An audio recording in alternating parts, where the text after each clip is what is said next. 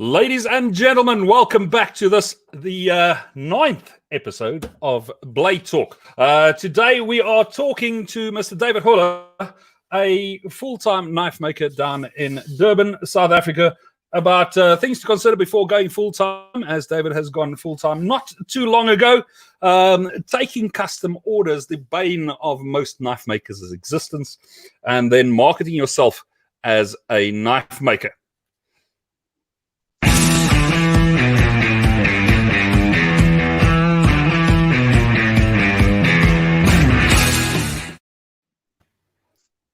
All right, ladies and gentlemen. So everyone knows Mr. Stuart Smith down in the corner there, yeah, and I finally have got that fairly accurate, yeah.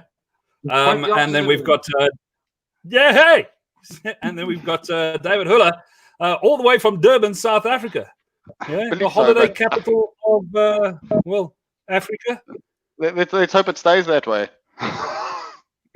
Let's hope, buddy. Okay, so I am actually going to start live to Instagram as well, just via my stories. All right, so I won't be able to do comments on there, ladies and gentlemen, but please feel free to pop over onto YouTube. Link is in my bio, and then you guys can join us as well. Yeah. So all comments from either Facebook or YouTube will be shown as that. Red Meadow Knives, welcome, brother. All right, so if you guys have got comments, questions, whatever, feel free to ask them. All right, so, David, buddy. Yes. How long have you now been a self-confessed knife maker? Full-time? 10 months. So 10 months? 10 months. So yes, I'm still scratching and farting and tearing my hair out every day. Okay, so just put clarity. David actually had a full head of hair before you started working for himself as a knife maker 10 months ago. Pretty much. Yes. He's beating me. He looked worse than Stuart. Now, the guys remember Alan, that was on the past 2 episodes, yeah? He had a head of hair like Alan, yeah? All combed back. Had it all tied up and the whole thing, and since going full time, you've become a sales. What's it? A call center agent. Yeah, 100%. Is that what knives are up? Yeah. Okay, so we normally start this thing, with a joke, a joke of the day, but we no longer trust Stuart with his jokes. I'm going to clean one. You've got a clean one for Star Wars Day. All right, we're going to put Stuart up. Yeah? Okay. All right. It's short and sweet. What do Jedis use to read their documents? Adobe One Kenobi.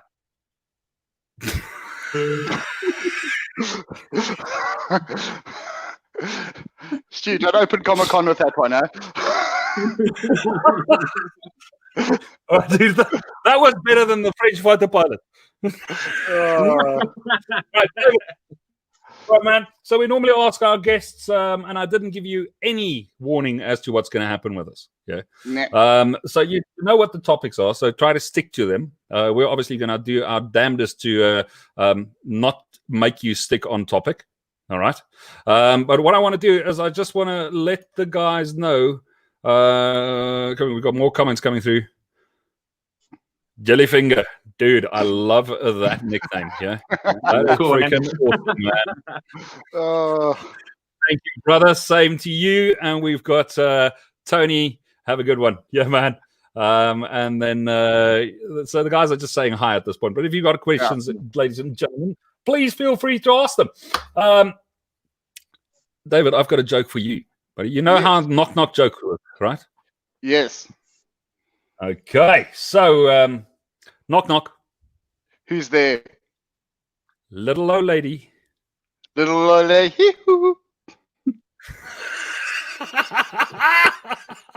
Well done, buddy. I didn't know you could yodel. But that was the first step, right?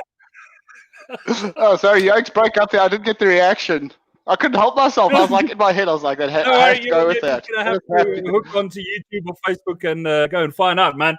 All right, so let's get serious. Things to consider before going full time. All right. Now, you and me have talked about this, and myself and Stuart has talked about this in length. But if there is one thing that you didn't know before going full time that you wished you knew now, what would that be?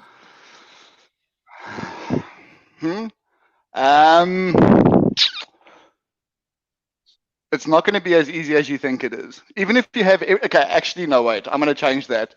How much time you think you're going to spend in your workshop making knives? Cut that in half. So obviously I had plans for, I was going to produce so many knives. This is how many I can make in a day. This is how long it takes me to make a knife. But there's a whole other side to being full-time that is not knife making. Today, for example, I spent 20 minutes in my workshop today grinding a knife because I was running around trying to sort out some marketing and an idea that I'm trying to put together. So forget about spending 8 solid hours in your workshop. It is not going to happen unless you don't sleep.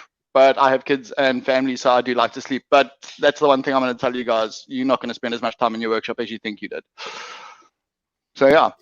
And that there is a true story.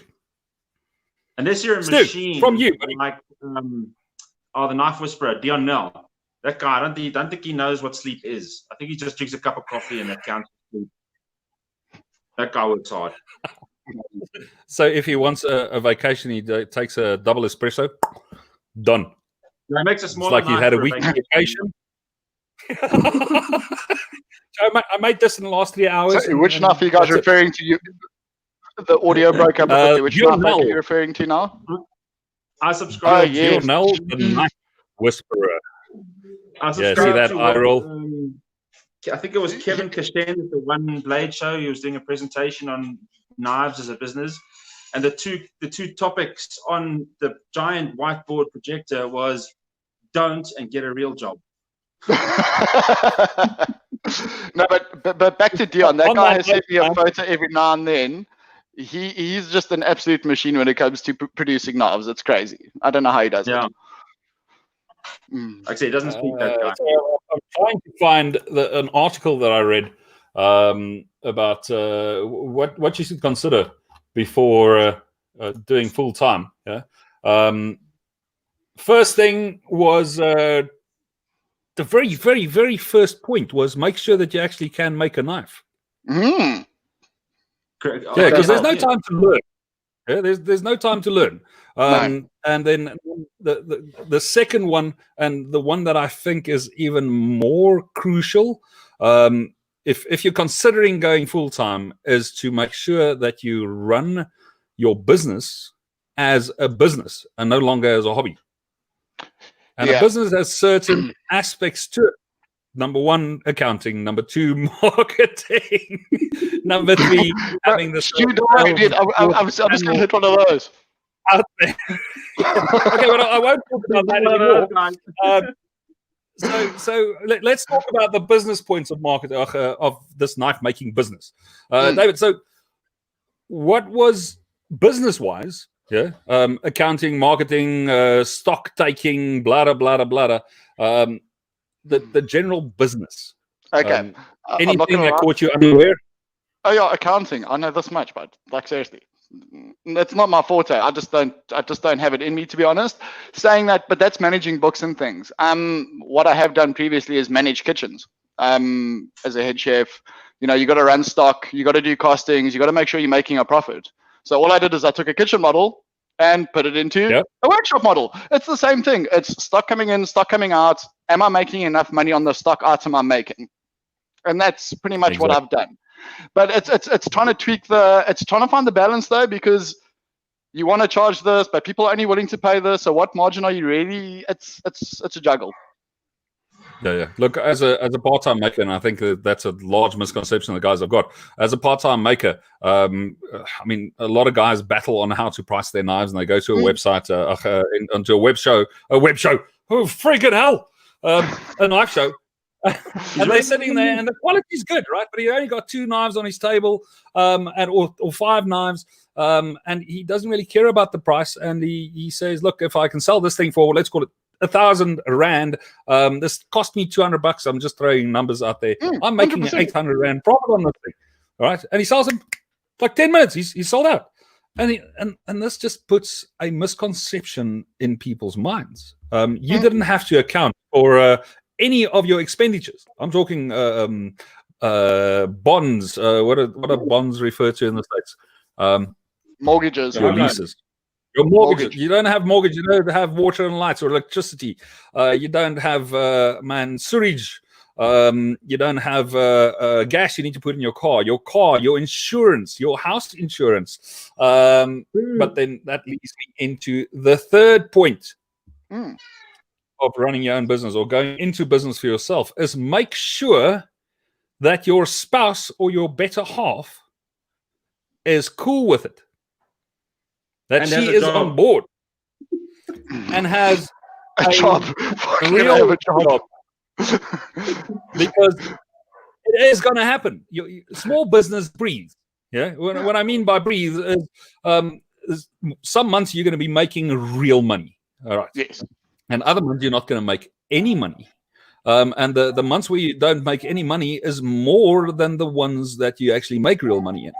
And finding that and you can't ship anything. Exactly. Screwed. Yeah. So I mean, and it's planning for the thing that you don't know about. How do you plan it for that? Very easy. You plan to carry at least 3 months worth of stock. Dude, I've still got another. For instance, how many? Hold on. I'm going to put you on the spot, David. Yes. And we're going to put you right front and center. Yes. As a full-time maker, how many grinders do you have? Knife-making machines, grinders. Not enough. No. I've only got one. How many have you got? No problem. How's it going, cutie? I'm very content. Yeah, that'll make this video go viral. Okay, now I don't want to talk to you anymore. Okay. Yeah. Now I want to talk to her. Yes. Say hello, Uncle Niels. Hello. Say yes. Hello. Okay, can I finish up talking here, please? Thank you. Okay. You can have two. There you go. And a Cokie, and you see your dad's banner at the back. Draw him a smiley face on that second knife from the bottom. He would really love that. I'll slap you so hard that goatee will end on your forehead. Sorry, 2 seconds. I need to close the door. Anyway, that makes me think of anecdote. That makes me think of Jan Vol. We're at Blade Show 2 years ago, maybe 3 years ago. 2 years ago, I think. And we're walking around in a large shopping center. And he makes the mistake of phoning his wife, and his daughter wants to speak to him. And we're standing right next to a wristwatch display for kids. And there's this pink unicorn wristwatch, right? And I jump in behind him, and I'm going, "Ooh, your daddy just bought you this!" Which, of course, you had to buy then. Yes, that's I was asking Young Vol what the view from under the bus is like. He didn't want to lose his shit, right? But you could see that guy was really not impressed with me. But for the odd $4 or $5, I bought the thing and I gave it to him. But that's the first thing. When he got home, his daughter went, "Where's my watch? Where's my wristwatch? Not hello, not blah, blah, blah. Where's the wristwatch?" Daddy was a superhero. So getting us back on topic. Yeah, back on topic. Grinders. At the moment, I've got my one main grinder, my disc grinder, and my little buffing contraption. But a second or even third grinder would make my life way much more productive. Because at the moment, I'm always changing attachments.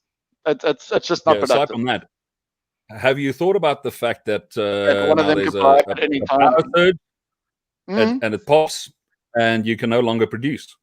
Yeah, 100%. Because you only have one, you don't have a backup. Yeah, so one of the first business principles is have a backup. I can MacGyver a backup. I do have a spare VFD and a spare motor, and a plan could be made, but it wouldn't be optimal. Let's put it that way. Okay, but you lose production. Yeah. No, 100%. And as a one-man band, can you afford not to lose production? No, Absolutely. I can't Okay. afford to take a day Right. off. Exactly. Well, I haven't had a paycheck in something like 11 years, buddy. So Yeah, welcome shit. to the club. I'm not gonna lie. Stuart, when that was the 20 last paycheck you received? Well, I don't know. My life consists of making knives and paying bills. I think that's about it. I can't remember no the last paycheck. time I bought a was toy for myself. You know, but not the thing is though, and this is what people also need to understand. Like, we're gonna paint a doomy, gloomy picture and make people think this is the worst idea in the whole entire world to ever become a knife maker.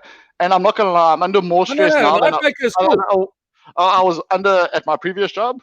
But it's not somebody else's shit. That's my shit. It's my own shit now. And I've just got to deal with my own shit, and it sucks. And sometimes it's extremely overwhelming. But shit, I'm happy, dude. I get to make knives all day. That makes all the When I'm in difference. my I'm workshop. telling you now. I've worked for other people, and it's for somebody who's got a little bit of a creative spark, and I want to do what I want to do, and I want to express myself. Working behind a desk and sitting in a sales rep car is going to kill your creativity. It's going to kill your enthusiasm. I was miserable when I was working. But as soon as I stopped, like you said, the stress increases. Sorry, the demand on your emotions increases. But the Niels, reward... lost Niels. No, Niels is You not lost saying me? anything. We're back. Yeah. No, There we go. I just should maybe saying, not just sit so still.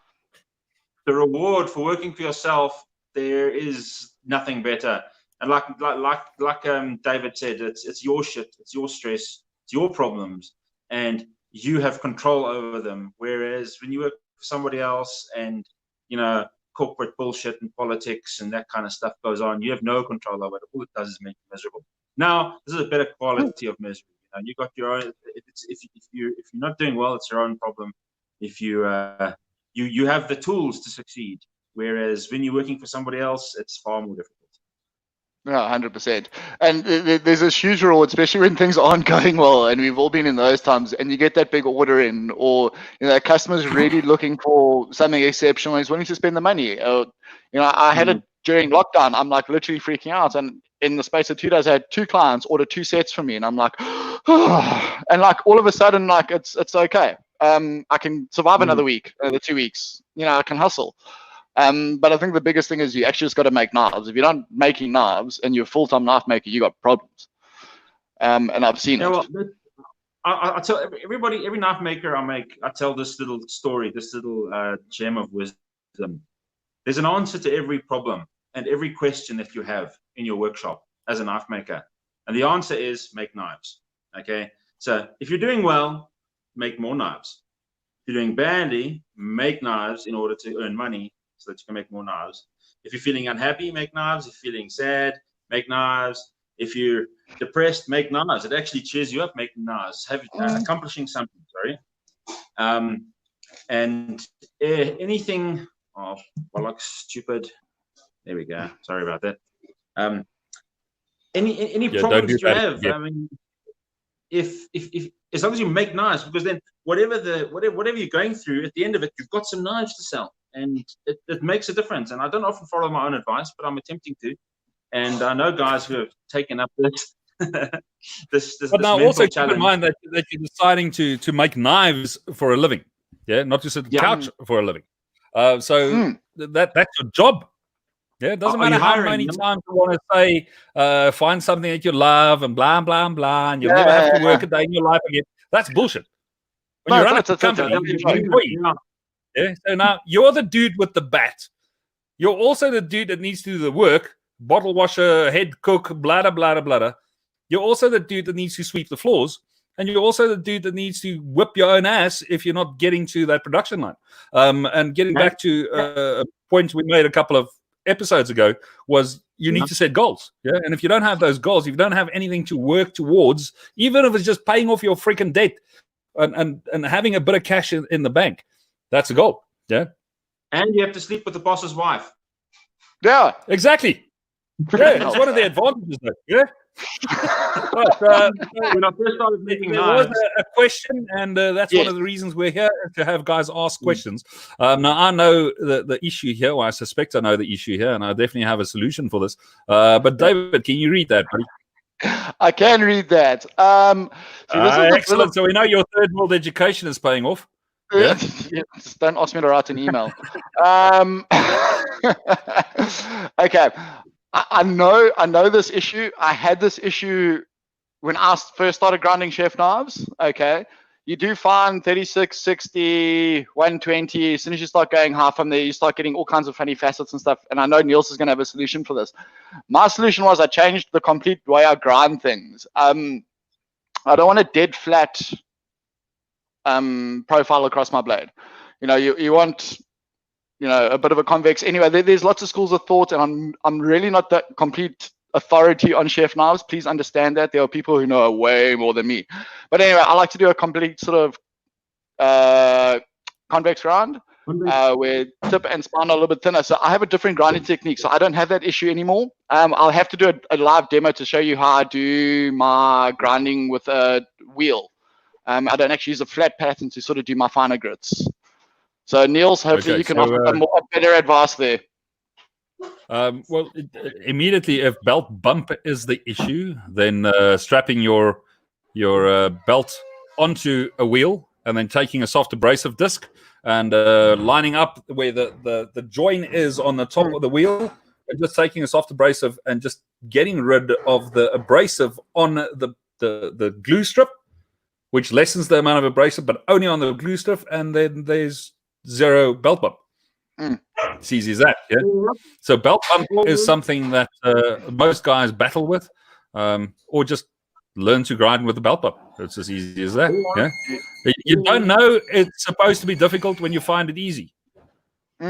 Or you could just use gaiters. And Mr. Smith. Or just use gaiters. I had this problem for a long time. And then I discovered the gaiter belt. I was one of the first guys to use gaiter belts that I wrangled out of Derek Rausch way back in the day. And then I did a grinding and polishing tutorial on YouTube, and everybody wanted gaiters, but nobody could get gaiters. The reason I like the gaiter, and I'm not sponsored by gaiter, okay? No matter how many times I say gaiter. The reason Gaiter. We want the sponsorship for gaiter. So Isaac, pay attention. 3M, where are you guys? Joint is perfect. It's pristine. There is no bump when you grind with a gaiter, and that thick tire tread style grit that they've got on a gaiter also eliminates that bump. So I grind with a 36 and a 60 to do my primary grinding. Then I from a 60 grit, I go straight to a gaiter A160, and from there grinding is a pleasure. So that's how I solve that problem.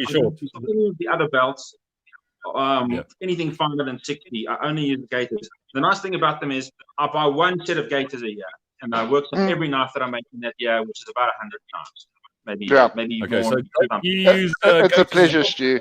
It's a pleasure. You remember who organized those gaiters, Choma? Yes. All right. Yeah. Long story short, if you can't get a hold of gaiters, VSM South Africa also, or VSM, the local guys, FAT, has a equivalent, something that works similar. It's not an equivalent, it's something similar, called the Illumiron range of belts. It's nice and thick, and the thicker the belt, the less belt bump. Yeah. The only problem with them is that the backing, where the grit number is, kind of wears off. It blackens up from use over time. And the only way to distinguish between a 400 grit and a 1500 grit, for instance, is not from the belt itself, because you can't tell the difference from the abrasive surface. You can only tell it from the backing on the belt itself. So that's a bit of an issue. But then there are sweet little tricks for working around that. But I'm getting off topic again. So another thing. One thing quickly, back to the grinding thing, guys. If you're battling with an aspect, change something. If you're going to carry on doing the same motion, the same stance, the same belt, the same configuration, you're having the same end result, something's wrong. Change, mix it up, try to figure something out. You'll be surprised what little changes you can make that'll make a big difference in your knife making. I'm now going to have to introduce Stuart Gator Smith. Yeah. So, they seem You can Yeah, get a David help Hoehler, from Stefan him- Hendricks. He does have. I think, Yep. yeah. You and Stefan Hold on organized 2 seconds. gators because, geez, for the longest time we couldn't get them. I was getting them briefly through Yeah. Arno Barnard because they were importing them directly, and I would place an order with him, and then they would import, and then slowly they stopped getting, or either they stopped getting, or they stopped giving them to me. But then finally, No, they stopped supplying. Remember, they had the supply shop, which they closed down. yeah, okay, maybe that's why then, yeah. Yeah, so they're still importing the whole thing, but there is Stan Husky down in Cape Town. He also stocks gators. Yeah. And there you go. let's get off the gator subject until 3M gets back to the sponsorship. Damn it. So gators, if you didn't know, is where it's at. Yeah. So for anything up 100 grit plus, gators. If you're not using gators, then yes, they're expensive. But the finish you get on your knives, man, if anyone watch my grinding videos, you'll know that I grind up to an A6 hand sand for literally 5 minutes and I'm done. There's no spending hours hand sanding. That's just stupid. You can't make money doing hand sanding unless you're a professional. No abrasive is worth more than your time. No abrasive on the earth is worth more than your time. It's just use them, people. Okay, so talking time. How much time a day, David, are you spending on marketing, promotion of your brand, of you, not the brand? Obviously, it varies from of me. Yes. Okay. Not the brand. Repeat the question. Sorry, you caught me off guard there. How much time are you spending a day promoting you and not your brand? One and the same. One thing promoting, no, you are not your brand. Yeah. Okay. No, I'm making a statement here. You are not your brand. And I want to add the word yet. Yes. Okay. I'm with you. I'm with you. People buy into you as the maker. Yes. Yeah, and that's why you've got Hoehler. What does it say there? Your logo? Sorry, I can't read that far. Handmade. It's no, it just says Hoehler. That's just my surname. Well, that's what's underneath it? Oh, what does it say underneath it? Oh, handmade kitchen knives for home cooks and professionals. No. It says South Africa. South Africa. Okay. Yeah. So Hoehler, South Africa, you can make anything. You understand what I'm saying? Even a load of crap. Okay. Sorry, my wife's just giving me Why? Bring her in there. No. Bring her in here. She obviously has a point there that she wants to share with the world. No, she wants to tempt me with steak. Silly woman. Anyway. Okay. So, all right, we're going to have you up for a cooking segment or insert in the segment. Oh, yeah. So one day we'll hook you up, get your setup sorted, and while you are making pancakes or friggin' something in a chefy style, and want to see the pancake flip the whole thing, and then we'll interview again. That's taking custom orders. Right, myself and Mr. Stuart Smith have got a very hard line on this thing, and we're not going to share if you don't know yet. But taking custom orders, where do you stand on that? Oh, it's a difficult one. Personally, necessary evil at the moment. For me personally, I'm not at the stage yet where everything I make sells instantly and I have huge years worth of wait orders and lists and things like that. I enjoy doing the more fancier stuff with the bolsters. I've been playing around with some mammoth tooth lately, and I really do enjoy those projects. There we go. That was the first time using mammoth tooth and a sandmai. So it was just a knife of news. I had to change the design halfway through and all that kind of stuff. And they're really enjoyable. And from a knife maker's point of view, I really enjoy doing them, but it's not something I want to do regularly. And those are generally the knives that come with custom orders. Whereas my more sort of basic ranges without bolsters, things like that, with a decent stabilized handle or a decent synthetic, for me, I prefer making those. And if I had my way, I would make those all day because I enjoy making them. They fit into my style of knife making.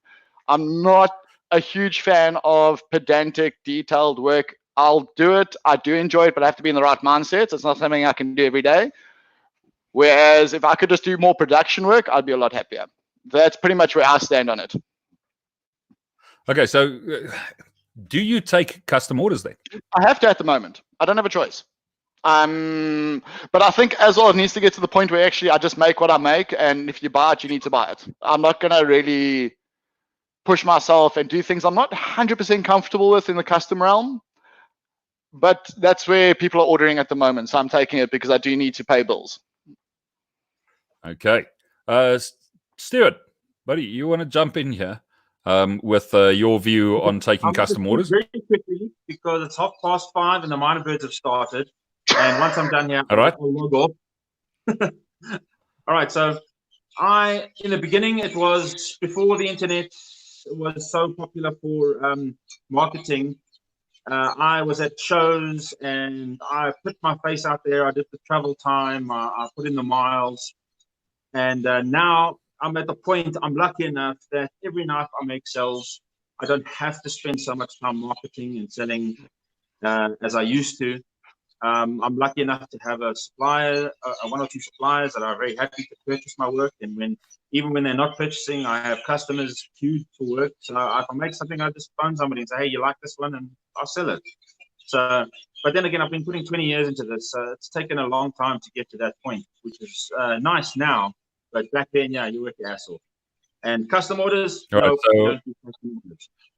So Adrian from Bloke is saying 10 times 1 grand knives and 1 times 10. 100%, but that's I think where it really comes down to taking custom orders, because that's where you're sort of looking at. Do you know custom orders versus sort of production stuff that I like doing? What do you want to do? I'm not Niels. I'm not Stuart. I'm not Carl Royer. I love watching their stuff, and I sit there in amazement. Henning Wilkinson, one of them as well, but it's not me. It's not how I make knives. So how long have you been making knives for now? 5 years. 5 years. All right. 5 years. Try 11 on my side.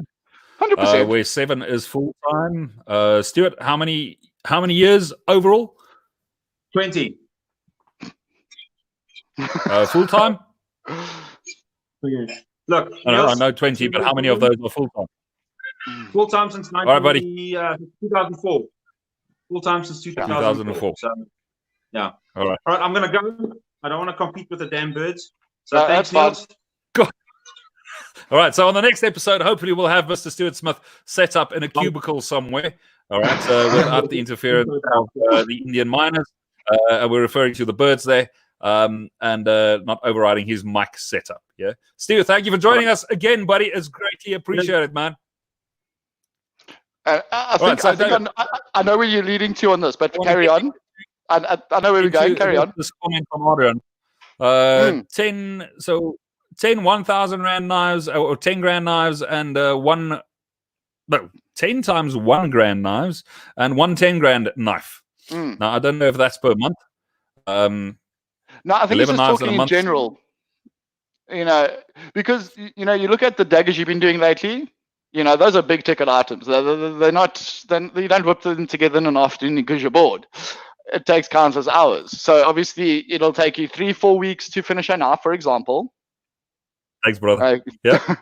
It takes you 3-4 weeks to make that one knife, and say you get 10 grand hypothetically. Yeah. Whereas in the same 4 weeks, you can make 4 knives. So you sort of end with the same result, but the journey there is different. And what journey do you want to take? Do you want to sit on one project for 4 weeks and sell it for 10? Or do you want to make 4 separate knives and make 10?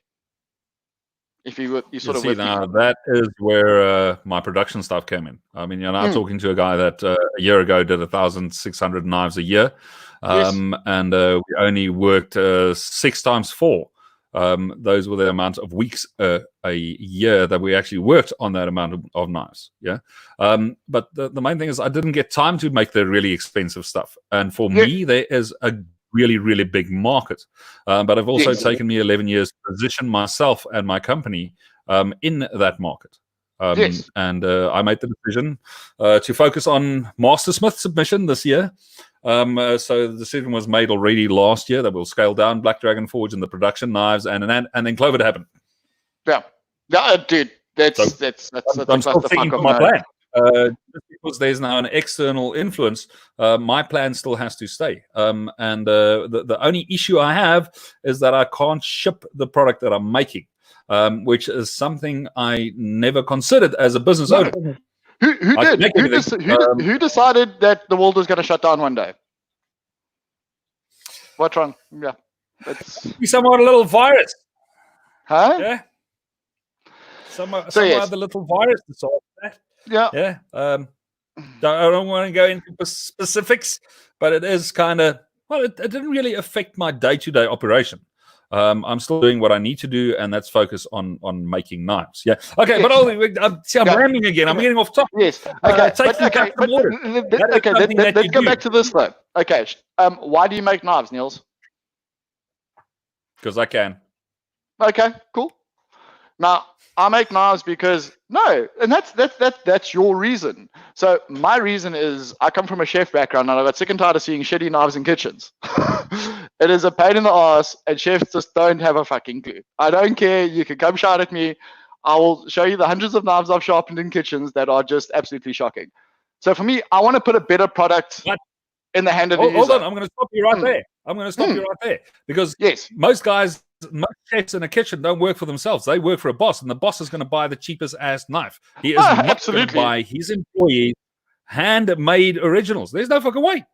No. Yeah, so 100%. Having that argument is a nice way to start, but in all reality, you'll never be able to fulfill that dream. Most of my clients are restaurant owners because they want nice knives in their house, and they know if they take a nice knife into a kitchen, it's going to get stuffed. I'm serious. But what I'm looking at is for people who actually want to take a bit of pride in their cooking and want a good tool to use it. You know, we're on two very ends of the spectrum, I think, especially when you look at custom orders. And what I do, the main difference between the two is usability.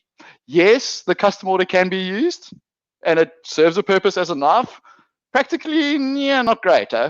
Whereas I like to do the stuff where anybody can have a decent knife. You know, I'm trying to target an audience who doesn't know handmade knives exist for the most part. A lot of my newer customers, they like, people make knives for a living? I'm like, yes, we do. People drill in teeth for a living. So that leads into the third topic, which is how do you market yourself? All right. You were talking about placing knives into hands of people that didn't previously know that that knife making or handmade knives exist, especially kitchen knives. Yes. Yeah. So just how many of your current clients are housewives? Not many, to be honest. Mainly male. That should be your market. Yeah, and that's what I'm working towards. I don't want to let all the cats out of the bag, but I'm working on something. Excellent. Yes, but talking about marketing. So what have I done marketing? You know, I think the biggest issue Oaks how do you put yourself in front of buyers? Huh? Well, first you got to understand who your buyers are. In front of buyers? How did I put myself in front of buyers? First thing I did when I went full time is I booked myself into. I managed to organize my way into one of the biggest culinary shows in the country called Appetites Fest, where I could have my knives and I thought really culinary food. These are foodies. These are people that cook. You know, they're going to see my product. I'm going to have a couple thousand people. Yeah, and I went up there. I literally quit my job, sort of hinged on that and an article I'd managed to get myself for Food and Home magazine, where they did like a 3-4 page spread on me doing handmade knives. Along the same lines of, I'm thinking that is my target market, foodies, chefs, and things like that. And none of them really produced absolutely anything. I think at Appetite Fest, 3 days, and they were long days. They were 12-hour days. I sold one 2,000 Rand knife.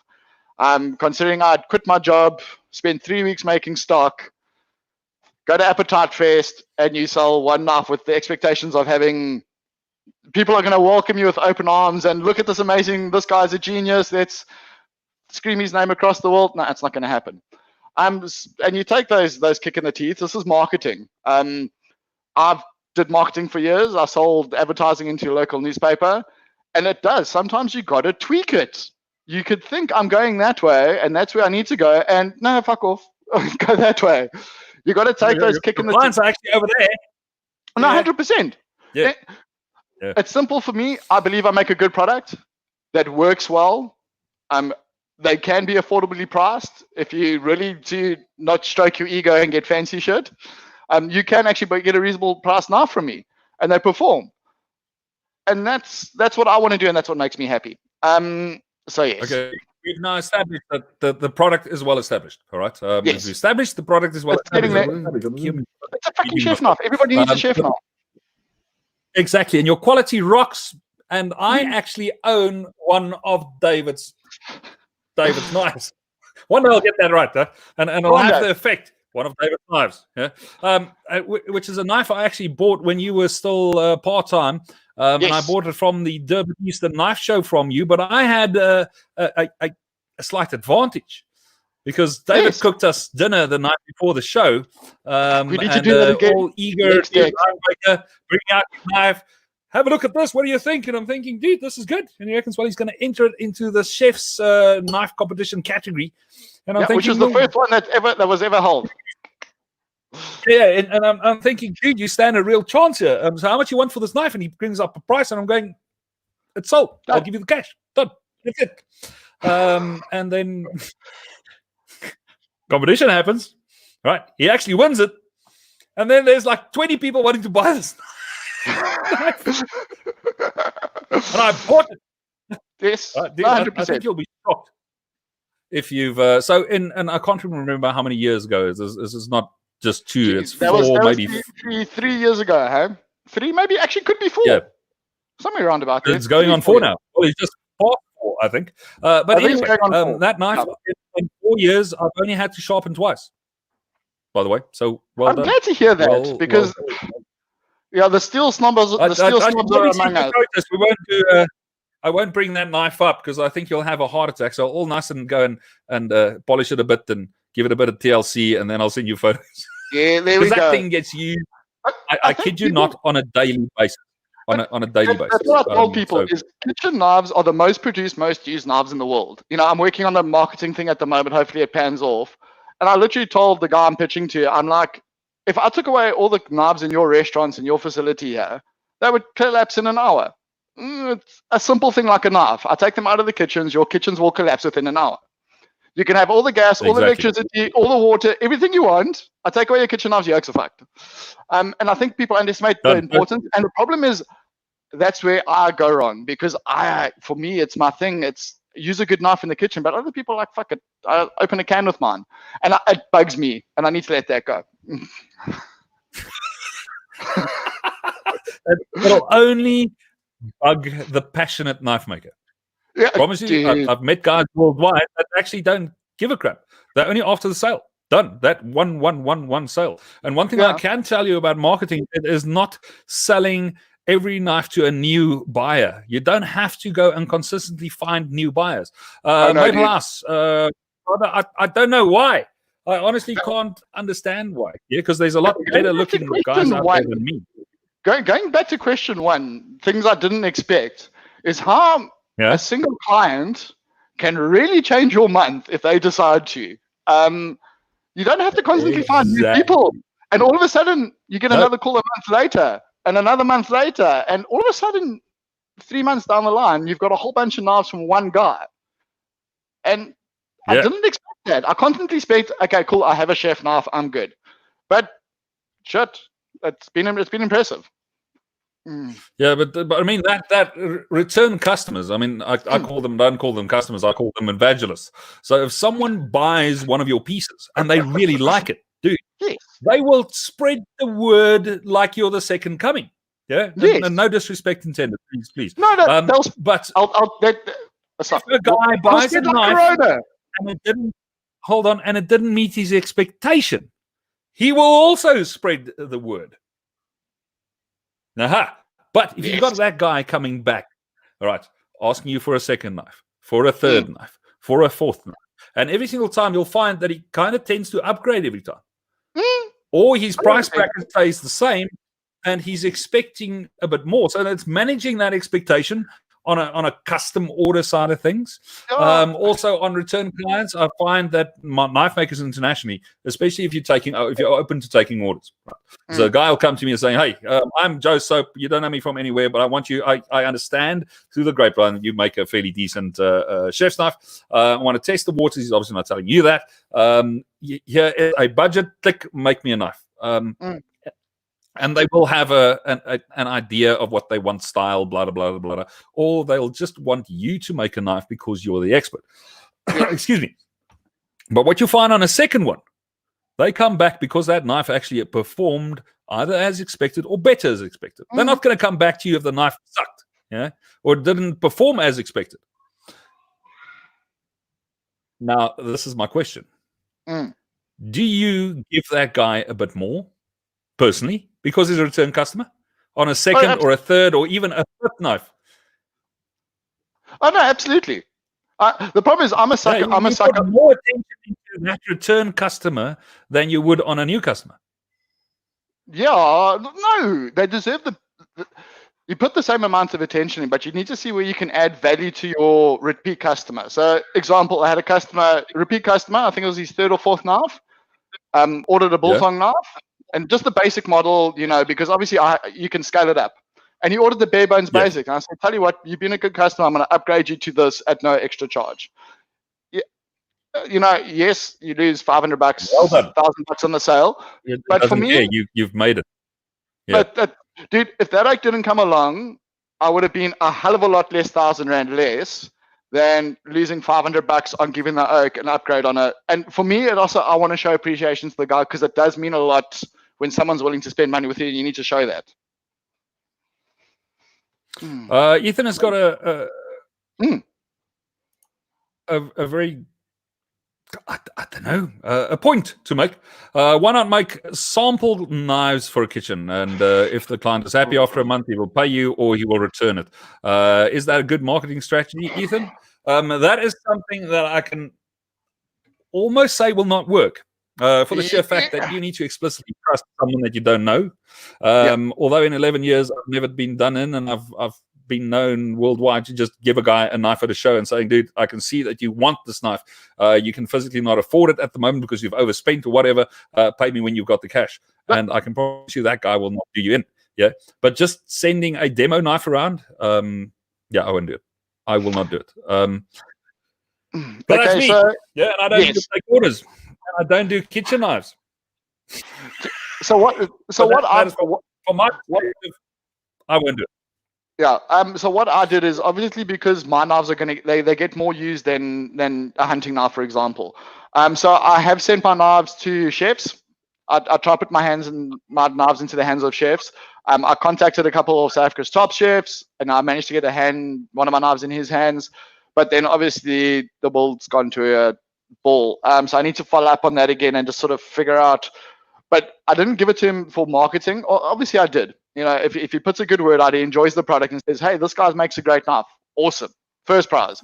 But more so is going to the guy and saying, right, what can I do better on that knife? I'm making these chef knives for me and what I think they should perform like with my previous experience. But I use giving free knives to chefs and guys like that more as a market research than to try to get them to buy it. First things first, these things are delicate. They're not choppers. They're super thin. And the knife falls off, chips a tip. Who pays for it now? Whose fault is it?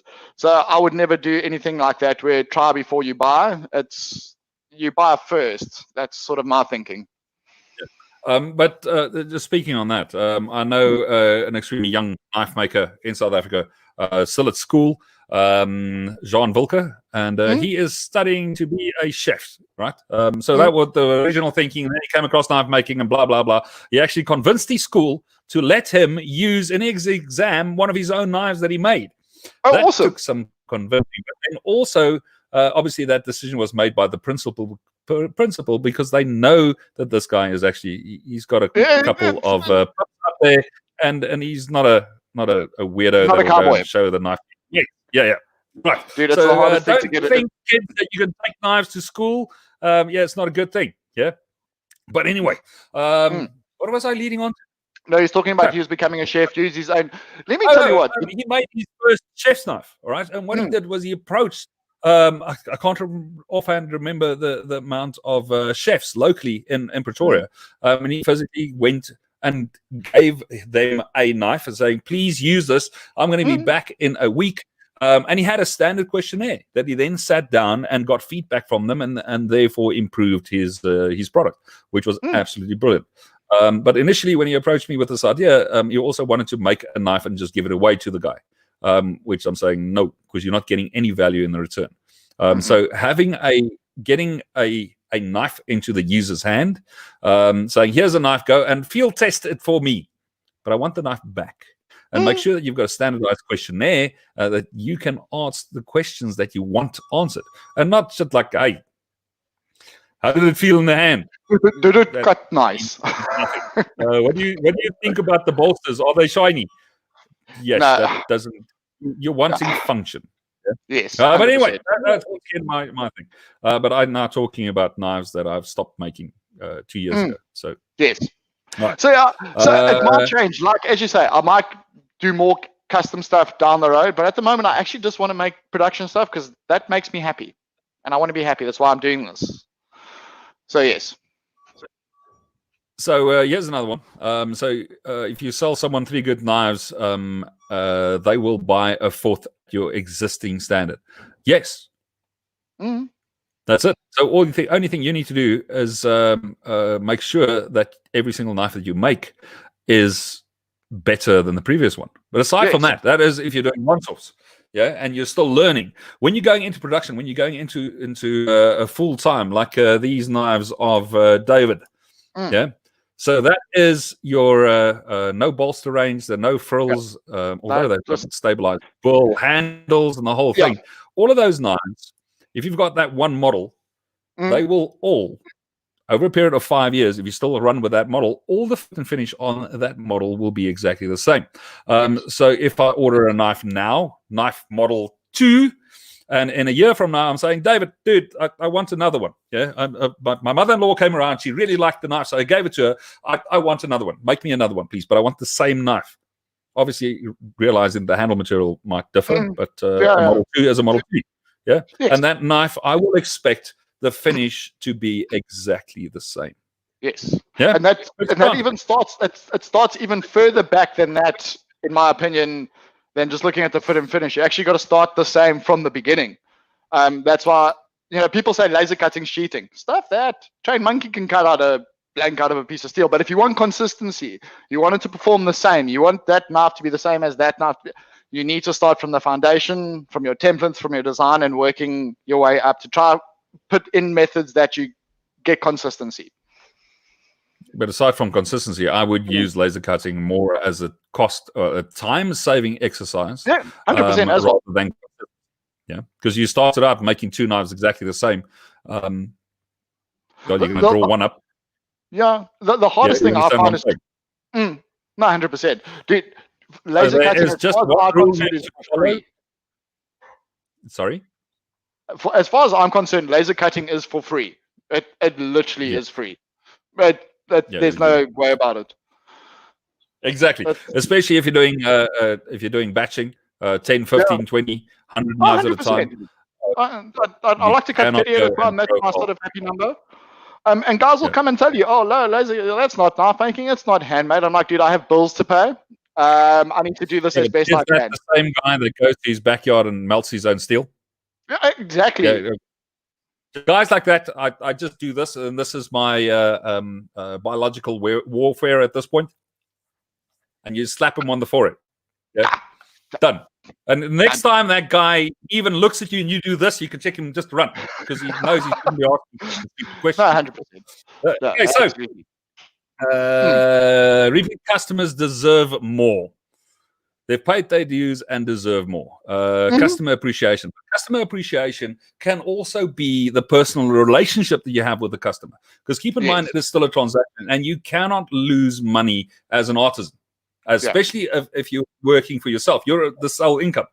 So whatever I get for the knife that I'm currently making, that pays my bills, and my bills is my family, my schools, well, my kids' school fees, food on my table, the materials I buy, the electricity, the fucking everything has to come out of the money that I make from selling the stuff that I make.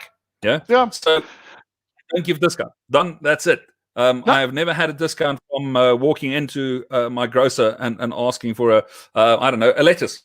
Do you give me a discount on this? The guy's going to laugh at me. But if it is the personal relationship, all right, and I walk in there and I said, dude, my wife just phoned me. She said, I need lettuce. I was actually driving past. I didn't have my wallet. I don't have any cash on me. With the personal relationship, I know that the grocer will give me the cabbage. So tomorrow, or the lettuce, tomorrow when I come past and say, dude, thank you. You did me a solid. There is, and you know what? I actually had this little Black Dragon Forge keyring. I want you to have this just to say thank you. And that's it. So that comes into merchandising. Yes. Merchandising is part of branding, as a spin-off. Yeah. You just gave him a business card. Exactly. But you gave him a business card. Huh? On business cards. Do you just give one business card or do you give 5 business cards? The answer is 5 business cards. Why? I want to know why. So you never just go and give one business card when you deliver a knife. Have a little package made up where you've got 5 business cards in there. Give it to his mate. The guy likes what he's seeing, right? And he's standing around the barbecue, around the braai, wherever, and he actually slips out his knife, and he's so impressed, like we said, the evangelist thing, right? He's telling all his mates about it. And then the mate says, can you give me his number? And the guy goes, yeah, he gave me this one business card. He's not going to give the fucking business card away. But if you gave him 5, he goes, yeah, man, he gave me 5. Here we go. Yeah, but that's your sales guy. Your client just became your sales guy. But I can also tell you, giving more isn't always... Sorry. Yeah. I'm just going to finish the story. There is no more powerful tool than word of mouth. If you've got someone that's already convinced you make good shit, enable him to promote you without no one if I buy a David Hoehler knife, I bought one, right? Anyone that asks me about the knife, what chef's knife should I get? I was like, dude, just according to me, there's one guy. Yeah. That's it. The only problem is now he's fucking expensive. I can't buy another knife. That's the problem. Yeah, I think a lot of people think giving more is giving a discount, and it's not. There's so many ways to add value. Prime example. I work to an order list. I've got to make that knife, and you generally work in chronological order, first in, first out. But you'll get that client will come up to you and say, "Dave, I've got a 40th birthday this weekend. Can you help a brother out?" And he's a repeat customer. He pays the same price, but he gets bumped in the list. You quickly burn the midnight oil, do what you need to do, and you get him a knife. And yes, he's happy. He didn't have to wait for 3 weeks, 4 weeks. He got it. He paid the same price. He's happy. I'm happy. Everybody's happy. So yes. Excellent. So Ali has got a very, for me, that question has got an extremely obvious answer.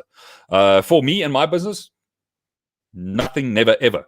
I actually have a good mate that imports knives from Pakistan. All right. His own designs. He has them made over there, and over a period of 6 or 7 years, he's actually refined the process, blah, blah, blah, blah, and he imports them and sells them. And when we get to shows, well, when I still did markets and local shows, I would buy my stall or set my stall up right next to him. Right. Because every time he knew I was next to him, what knife would he be wearing on his belt? One of my customs. But he would be selling. And if the guys are looking there, and he wasn't trying to sell them as his own work or blah, blah, blah, it was his brand, yeah, but he wasn't making them himself, and he was dead honest with it. But anyway, long story short, the guys were looking at those knives, and then they're looking at the Damascus knives, all right? And they're looking at my plain carbon knives, and then they're asking the question, why is your knife so expensive? And then I would tell them, because I made them. It's my name on there. It's my life, my blood, sweat, and tears. Literally, my DNA is spread all over that thing. But it is, from my point of view, I actually did better at shows where I stood closer to these imported guys or the production knife companies like CRKT or blah, blah, blah, blah, than if I was stuck into another little corner. Because all their knives look the same, and the guy that buys from them has done their research. So he wants a CRKT, blah, blah, blah, whatever the freaking model number is. I don't know. And I own an entire bag full of them, at least a drawer in in my knife stories is just production knives. Yeah. But I mean, so I've done better. I don't know, but I can sell, because that's one of the things that I had to learn, was how to sell shit. And it doesn't matter 100%. if it is a website that I was developing 15, 20 years ago, a business analysis deal that I was involved in, a project that I had to sell, the actual point that we wanted to hit. There is sales in everything, whether it be a product, a service. You have to be able to sell, and that's it. So a lot of these guys that are importing do not know how to sell. Yeah, 100%. They're looking for a quick buck. And the other thing for me is also, a lot of people, sales reps specifically, will get into the habit of bad mouthing their competition and stuff like that. It's simple. It's scenario. Don't do that. Exactly. Don't do that. Never bad mouth. Never knock your competition. If you need to knock your competition to make you feel better or make your products look better, I can tell you one thing, buddy: your products ain't fucking better.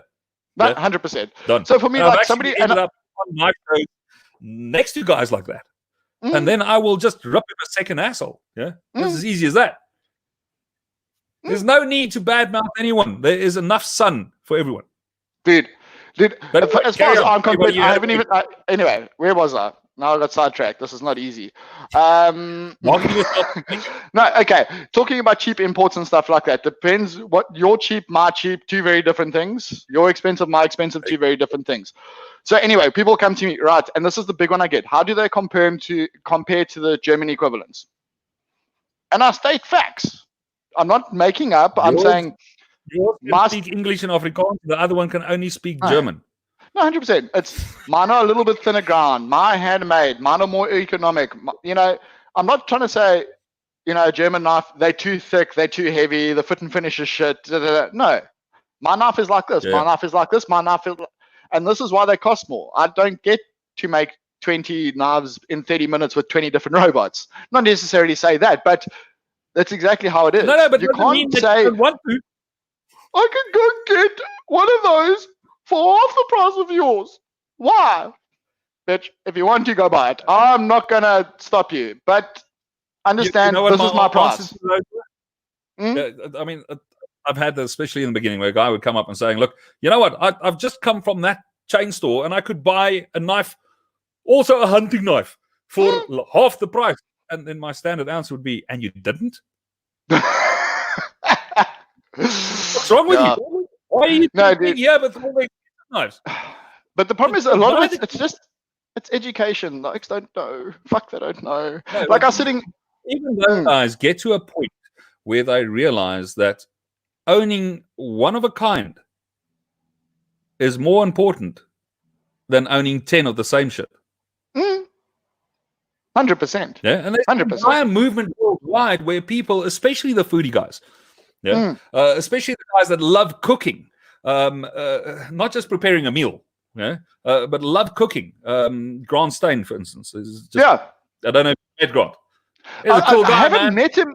I've literally just started. You guys will get on stunningly. Yeah? Fuck, dude! I came across him a couple of weeks ago. I think friend request. I can't really remember. It's hard to keep track of social media sometimes. But I'm seeing a lot of his stuff. I'm like, who the hell's this like? And he makes knives. What? And he popped out of nowhere. No, 100%. Like, one day I switched on the internet and Grant was there. But he's a cool guy, man. He's a cool guy. And the business knowledge, the same as Stan Ohowski down in Cape Town, that guy, if I need business advice and everyone has got someone they can go to, that guy's my go-to guy. Done. That's it. I go to you. That's simple. Sorry to you, buddy. True. Huh? See, that's why you cut your hair. And that's why I'm still struggling. What we need to do now is have you grow a beard. So when you wake up in the morning, the first thing you're going to do, right, is do that and go, and it'll go. No, dude. It will. This thing goes like, I'm still waiting to hit puberty. Terrible, Rick. Terrible. So we know age doesn't matter. Yeah. I'm never going to be a man knife maker. Anyway, next. Yes, moving right along swiftly. I can't remember where the hell I was in these questions.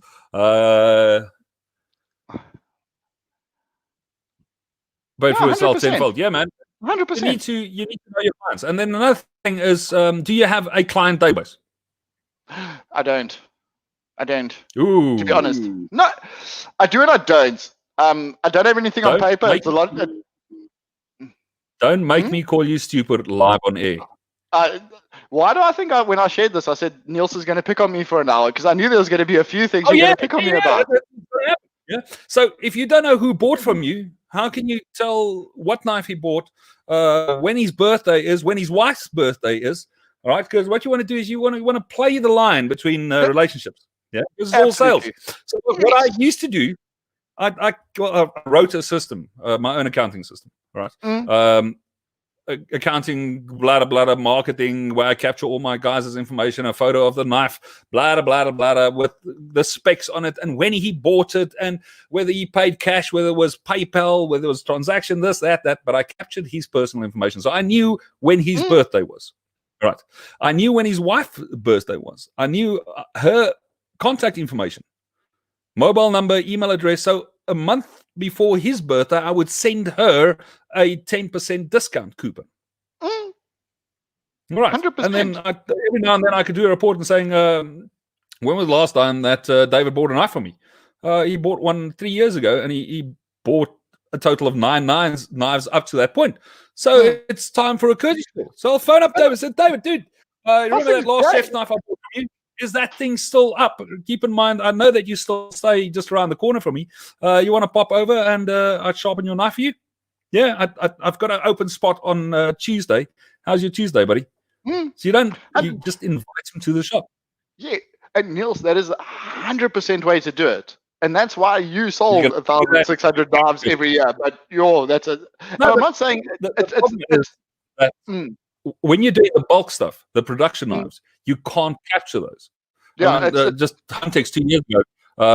We sold something stupid like 180 knives on day 2 or the first 2 days of the show. Now, it's impossible to capture those guys' information. To be honest, knife makers can barely fill out their freaking questionnaires at the end of a show. And that's 5-10 sales. They don't have to. It's now forced on them, and that's why they don't want to do it. No, 100%. Yeah, but they don't realize that you it is the right way Robert, to do it. Right? Robert, buddy, I will log into my system and I'll tell you. Because I do have Robert was one of my first clients, yeah? And he was also he's one of the best guys I know. He's a good mate, a brilliant fucking client. The problem is the more that clients become mates, the more difficult it is to sell to them. Yo. Do you know what the thing is? The thing is, I want to sell to Robert, right? I know what he likes. Yeah, I really know what he likes. So I need to go and create a knife, a new design in that realm. And I know he'll buy it. Yeah, and if Robert buys it, I know 2 or 3 of his mates are going to want that as well, just because Robert has it. Yes. So there's a bit of a vicious little circle, which is brilliant for the maker. But I don't play in that realm anymore. In other words, I don't make that style of knife anymore. Yeah, but do you miss it at all? The production, that big production. God no. That was a lot of work, man. No, 100%. 250 knives in 6 weeks. No, dude. No, you know how much it costs you to make 250 knives in 6 weeks. But that's the other thing I wanted to do. If you sell them, fucking brilliant. Yeah, but you just smart. to make them costs you 120,000 rand. Yeah. But that's the other thing I wanted to mention earlier, and that's one thing I've sort of picked up on as well, for the most part, for the price range I'm at the moment. We had that question earlier, 10 1,000 Rand knives or 10,000 Rand knives. I've almost figured out sometimes that the total cost, are about the same. Focus, Niels. Okay. Yeah, sorry, man. Between those 2 scenarios, generally, the cost can be pretty much equal. Your outlay for the 10,000 Rand knife is going to be about as much as the material cost to make 10 shitty knives. Because, for example, you're going to use mammoth or ivory or carbon fiber or something. You're going to use a Damascus. You know, your costs for those materials go up. So you end up with the same profit margins either which way. It's not a perfect science, but for the most part. No. That's what I'm starting to find. If you're doing just production run, all right, and on my production, I didn't give clients a choice No, on handle materials or finish. It was a model done, This is and what I you have. buy my D13. This is what you get. It will have a Kydex sheath. You don't get a choice of the colors. You don't get a choice of the layout, the strapping, nothing. You don't get a choice of handle material. I use what I have available that I decided to use for that knife. And for a D13, there's only 3 choices of handle material or colors. It's all G10.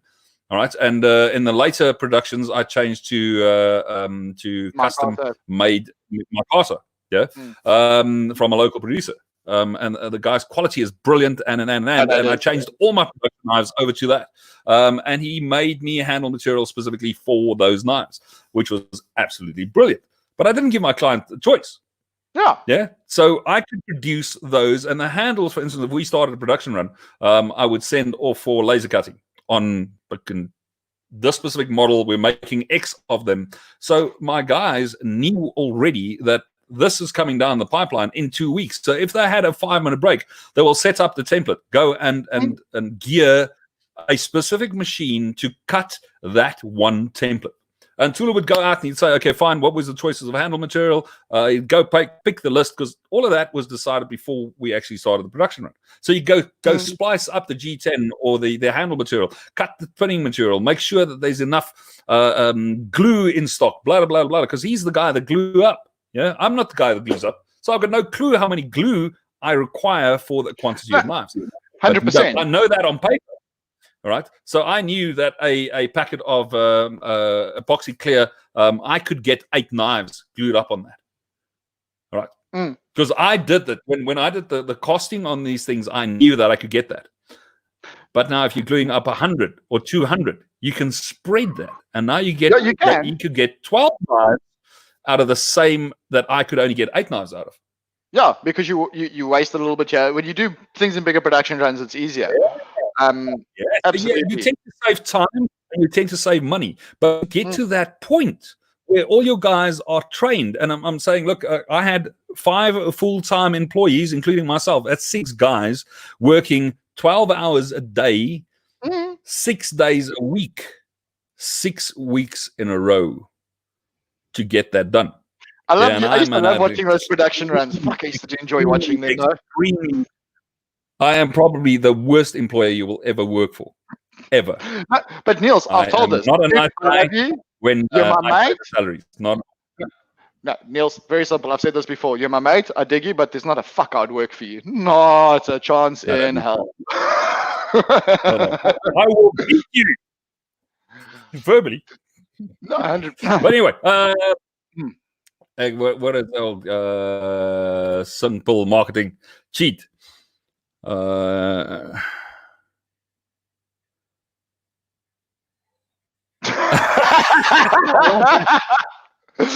Fuck, that is clever. I love that. I'm gonna so do that. Well, thanks, brother. What is Robert saying? Okay. I'm going back in the line. Yeah.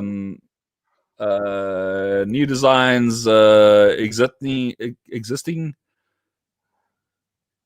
parameters. Ship with 5 business cards. Not getting that one. But I'm I'm a knife maker. You need to exaggerate a bit, buddy.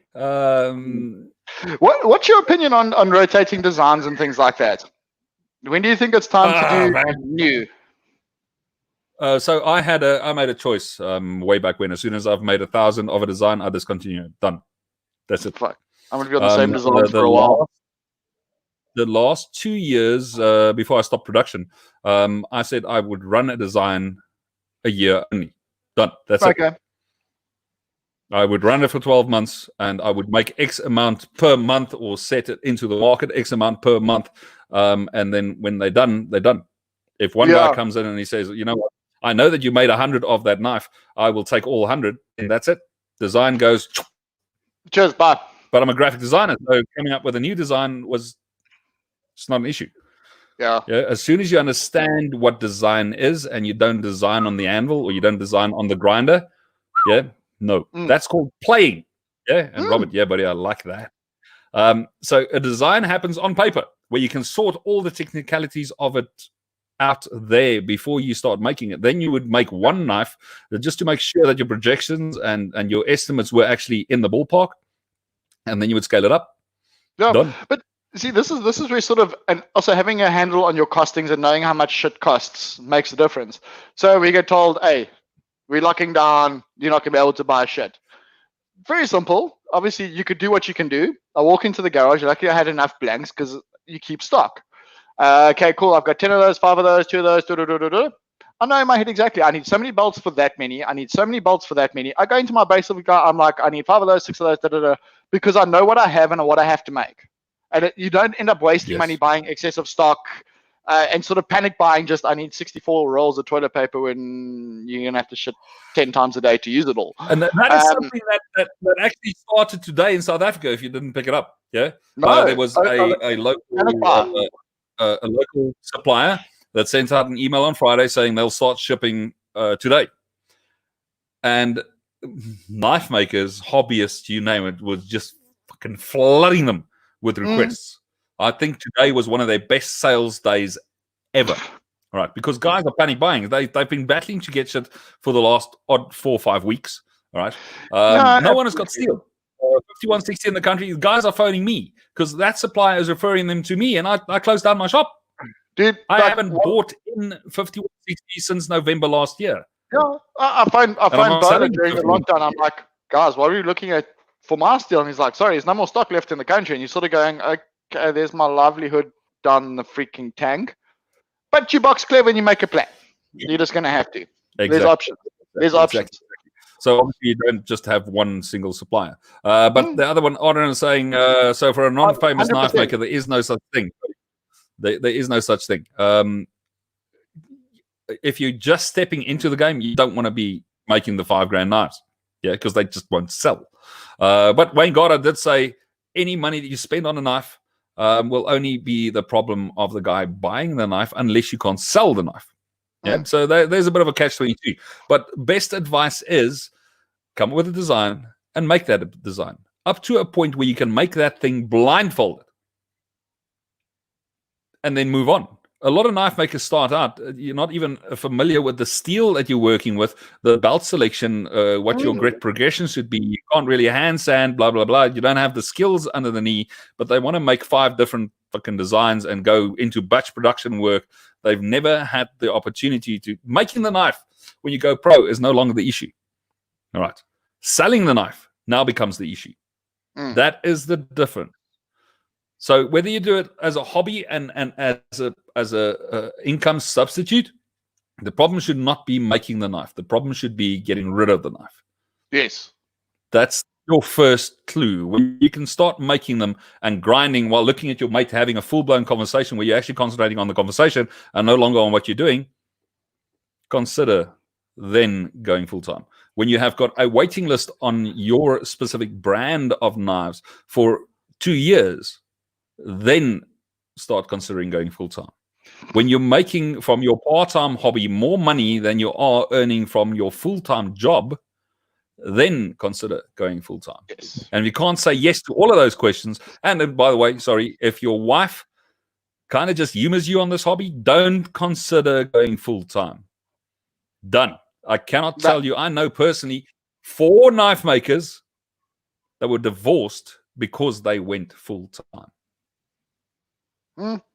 That's it. Yes, I'm very fortunate. My wife was behind me 100%, but she knew what the alternative was. It's fail happy or die miserable. It's one of those things. See, the reason we get along is, you're not one of those guys that are just willing to just sit there and have shit happen. You make it happen, which is my last thing. Okay, so closing down. Recapping, marketing yourself. Yes. How do you sell your knives? And listen carefully to what I'm saying or asking you. How do you sell your knives? Taking a photo of your knife and posting it on Instagram or on Facebook is not selling a knife. Not at all. It's sparking people's interest, See, it's the funny thing. So how do you achieve that? You got to try selling experience. people don't buy knives because they need knives for the most. All are knives for the most part. You know, they're not going to buy knives because they really need them. They're looking for something, and you need to sell that experience more than a knife. And the marketing is trying to. That's why I do a lot of also on my Instagram and my Facebook and stuff. You'll see me do a lot of cooking because they're two passions very close to me. And I want to see people. Hey, I want food like that. How do I cook food like that? Fuck, I need a knife like that. You know, it might be a foolish idea. I'm serious. What's wrong with that? There's nothing better. It's like using the assets you have to promote the knives. Absolutely, dude. Let's not go there. We'll get in trouble. No. Look, I'm going to say this again. Yes. When I just started out, dude, there were months that shit was not going well. Yeah, it really dude. was not going well. God, and I could not tell you. Those struggles never make it onto Instagram, onto blah blah blah blah.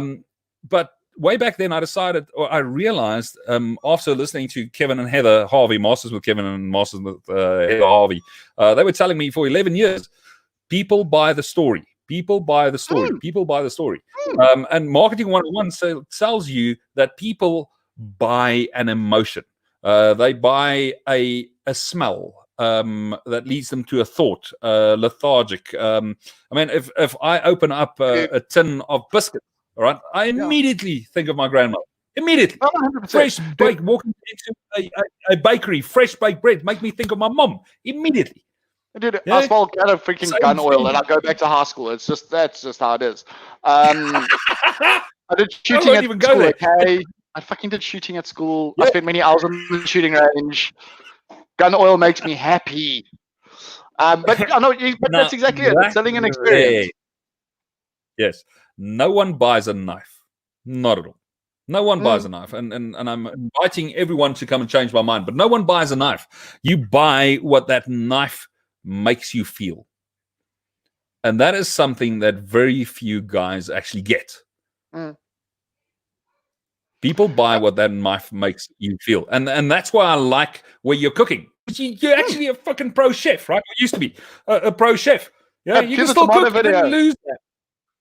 Exactly, and here is the tomato video. Yeah, that was thought before I put a logo on this little guy. Give it a quick test run and see how she does. I haven't cut with her yet. Just finished sharpening her, so let's see how she does.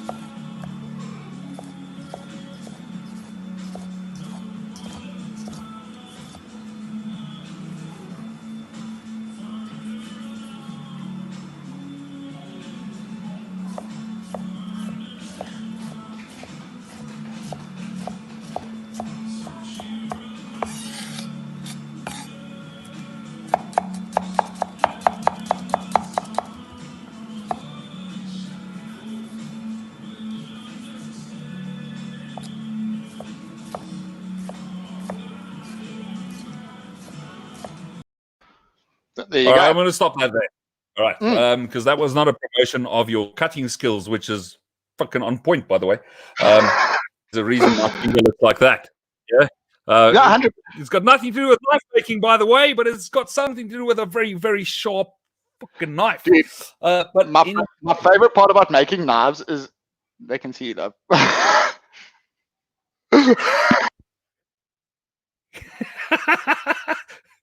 Does he need to go and cook now? I did. I lost you. No viewing. There's no sound.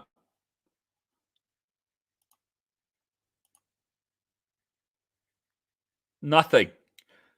Nothing. You just died, buddy. Okay, so there's obviously something wrong. We lost David completely on there. Can you hear me? David, can you still hear me? Oh, there we go. Fiddled. Brilliant. Good job. Your wife fiddled and you're smiling. And I lost my point completely. My brain just went zip. Okay, we're on 1.5 hours. Okay. But on that video, I mean, the reason that video is so effective is it shows the product in action. Yeah. Never mind the corny, almost elevator music in the background, because that was obviously what was just playing on the radio.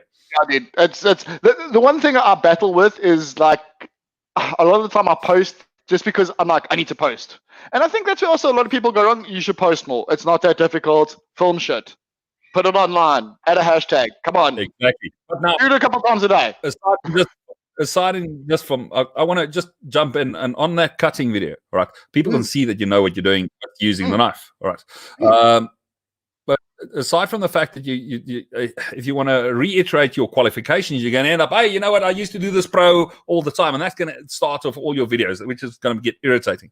But what I suggest you do to improve the effectiveness of this is make the viewer compare what he has in his mind to what he's seeing on screen. So in other words, tell the guy what you're looking for in the cut. Should it be tearing the flesh, blah, blah, blah, blah, and then have an example of your past knife, or the one that you use, that you also made, but it's now a bit beaten up. Do you even want to see that thing? I still have my first chef knife. No, but hold on. Yeah, that thing is still sharp. It sucks the way it looks, I'm pretty much sure, but it's still sharp. It's got to edge into like a doorstop. Yeah, so you want to squish the tomato rather than use a mallet, which is this other chef knife. Yeah, 100%. 100%.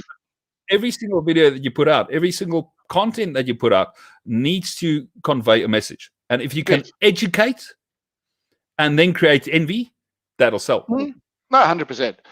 You know what I'm saying? So if you're walking through and saying, when I test this knife, click, do a couple of cuts and saying, what I'm looking for is the skin not to tear. What is the function behind that grape cut thing? Why should it be able to cut mirrors? And what, obviously you now can't go and use this knife on fucking boned meat. Yeah, so you only your most subtle cut of steak should be blah blah blah. Why am I cutting on a breadboard? Is it hygienic? Who cares? Blah blah blah. Because I'm watching this shit after the fact. When you scrape the knife over that breadboard,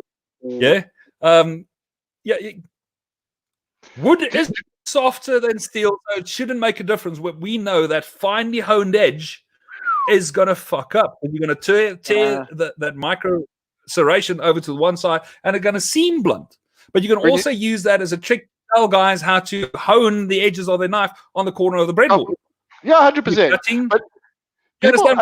It's more an education thing. You get the guy involved. You're teaching him something new that he didn't know. 100%. Every now and then. But doing the demo and doing the cut, you're doing it to make sure that the edge is actually the way that you want it. Yes. And explaining what you're looking for will make that video as a marketing exercise just pop 2,000% more. Yes, and then ending the video just with a printed piece of paper lying next to the board with your details on it. Because if the people like what they see, you end up with a business card in a video. A lot of the time, you're never going to know how people are going to see this video. They don't know if they're going to see it through Instagram, social media, what they're going to see it. And that video goes viral. Yeah, done. Yeah, and the problem is nobody can predict what will go viral. It's impossible, except for COVID. Exactly. It's you never know. Look, I'm going to stop there. I wanted to say that it is not as viral as everyone expected, but then people are taking precautions, and that's probably why. And note the word probably. Dude, the looks you get when you wear a full-on 3M respirator at the shops is frightening. Telling you, frightening. They like cuck themselves. They like think it's a nuclear apocalypse. Dude, my wife went playing. There we go. I look like a branded mugger. Yeah, so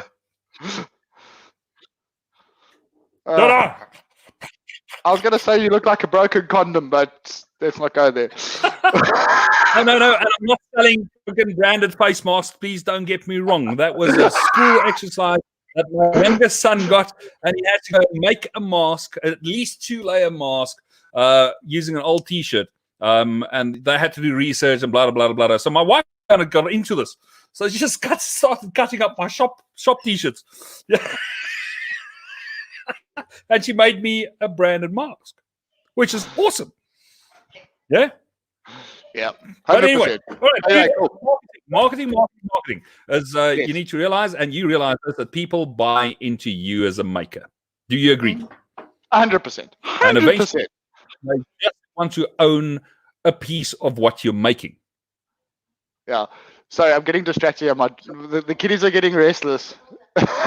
Okay. Anyway, dude. Hour and 29 minutes. Thank you for your time. I appreciate it. Not a All problem. right. Thank you for the Where are opportunity, people going to sir. find you online? Hold on. Where are people going to find you online? They're going to Hoehler find you Handmade under Knives, Instagram, Hoehler And that's- Handmade, and Hoehler Handmade Knives on Facebook.